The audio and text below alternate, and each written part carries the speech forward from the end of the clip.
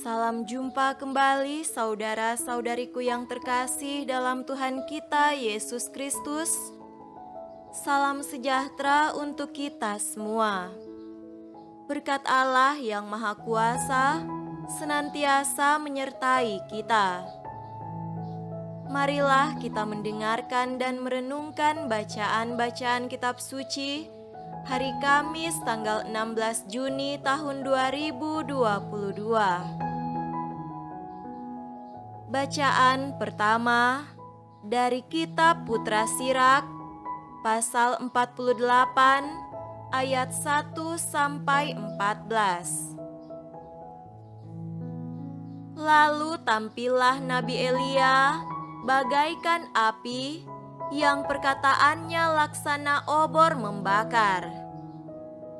Kelaparan didatangkannya atas mereka, dan jumlah mereka dijadikannya sedikit berkat semangatnya. Atas firman Tuhan langit dikunci olehnya, dan api diturunkannya sampai 3 kali. Betapa mulialah engkau, hai Elia, dengan segala mujizatmu, dan siapa boleh bermegah-megah bahwa sama dengan dikau? Orang mati kau bangkitkan dari alam arwah dan dari dunia orang mati dengan firman yang maha tinggi. Raja-raja kau turunkan sampai jatuh binasa, dan orang-orang tersohor kau jatuhkan dari tempat tidurnya. Teguran kau dengar di Gunung Sinai, dan di Gunung Horeb keputusan untuk balas dendam. Engkau mengurapi raja-raja untuk menimpakan balasan, dan nabi-nabi kau urapi menjadi penggantimu. Dalam olak angin berapi, engkau diangkat, dalam kereta dengan kuda-kuda berapi. Engkau tercantum dalam ancaman-ancaman tentang masa depan untuk meredakan kemurkaan sebelum meletus dan mengembalikan hati bapa kepada anaknya, serta memulihkan segala suku Yakub. Berbahagialah orang yang telah melihat dikau dan yang meninggal dengan kasih mereka, sebab kami pun pasti akan hidup pula. Elia ditutupi dengan olak angin, tetapi Elisa dipenuhi dengan rohnya. Selama hidup ia tidak gentar terhadap seorang penguasa, dan tidak seorang pun menaklukkannya.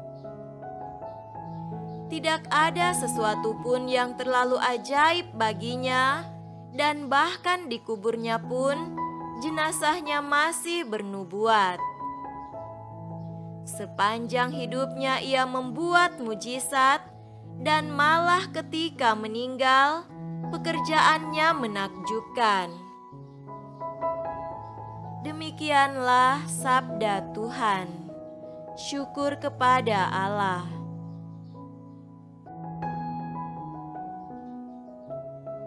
Semoga Tuhan beserta kita sekarang dan selama-lamanya. Inilah Injil suci menurut Matius. Dimuliakanlah Tuhan. Injil Matius pasal 6 ayat 7 sampai 15. Lagi pula dalam doamu itu, janganlah kamu bertele-tele seperti kebiasaan orang yang tidak mengenal Allah. Mereka menyangka bahwa karena banyaknya kata-kata, doanya akan dikabulkan. Jadi janganlah kamu seperti mereka, karena Bapamu mengetahui apa yang kamu perlukan sebelum kamu minta kepadanya. Karena itu berdoalah demikian, Bapa kami yang di sorga, dikuduskanlah namamu, datanglah kerajaan-Mu, jadilah kehendak-Mu di bumi seperti di sorga. Berikanlah kami pada hari ini makanan kami yang secukupnya, dan ampunilah kami akan kesalahan kami, seperti kami juga mengampuni orang yang bersalah kepada kami. Dan janganlah membawa kami ke dalam pencobaan, tetapi lepaskanlah kami daripada yang jahat. Karena Engkaulah yang empunya kerajaan dan kuasa dan kemuliaan sampai selama-lamanya. Amin. Karena jikalau kamu mengampuni kesalahan orang, Bapamu yang di sorga akan mengampuni kamu juga.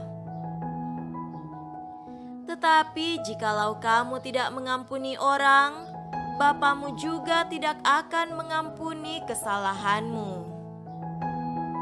Demikianlah sabda Tuhan. Terpujilah Kristus.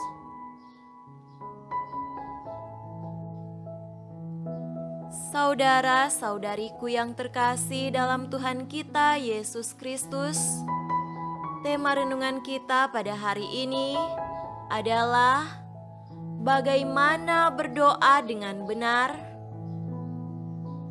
Berdoa adalah kegiatan setiap orang beriman. Ada doa bersama sebagai satu persekutuan umat atau sebagai satu keluarga.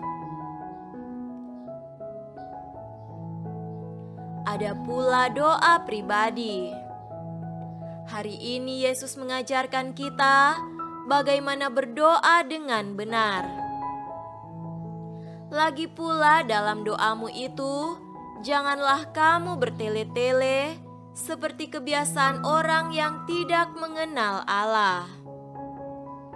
Mereka menyangka bahwa karena banyaknya kata-kata, doanya akan dikabulkan. Yesus mengingatkan kita supaya bersikap sederhana dan jujur dalam berdoa. Untuk itulah Yesus mengajarkan doa yang kita kenal dengan doa Bapa Kami. Dalam doa agung tersebut, ada beberapa hal penting yang diajarkan Yesus kepada kita. Pertama, pengenalan yang benar tentang Allah Bapa, kepada siapa doa kita dipanjatkan. Kedua, pujian dan ucapan syukur. Inilah tindakan yang selalu mesti ada dalam doa kita. Karena kita percaya bahwa hal baik yang kita alami menggembirakan kita dan hal buruk yang kita rasakan memberikan kita pelajaran. Maka semuanya mesti kita syukuri. Ini akan semakin menguatkan iman kita akan Allah sebagai Bapa kita. Ketiga, permintaan kita yang pertama mestilah supaya kerajaan Allah datang dan kehendak-Nya terjadi di bumi seperti di surga. Bukan kehendak dan keinginan kita yang terrealisasi, tetapi rancangan dan karya Tuhan. Keempat, mintalah apa yang penting untuk hidup kita, yaitu makanan. Catatan, semangatnya yaitu kesederhanaan, yakni merasa cukup dan tidak rakus. Kelima, mohonkan pengampunan dosa kita. Ini menyadarkan kita bahwa kita tidaklah sempurna. Kita selalu membutuhkan pengampunan Tuhan. Begitu pula sesama kita. Maka kita perlu juga mengampuni sesama. Terakhir, mohonkanlah Tuhan untuk menyertai dan menguatkan kita berhadapan dengan rupa-rupa godaan setan. karena setan selalu berkeliling menanti saat untuk menerkam kita murid-murid Tuhan. Saudara terkasih, doa yang tidak bertele-tele membuat kita menjadi sederhana dan jujur saat berdoa. Doa sedemikian juga membuat kita rela dan berani bila diminta untuk berdoa di hadapan orang banyak. Semoga demikian. Amin.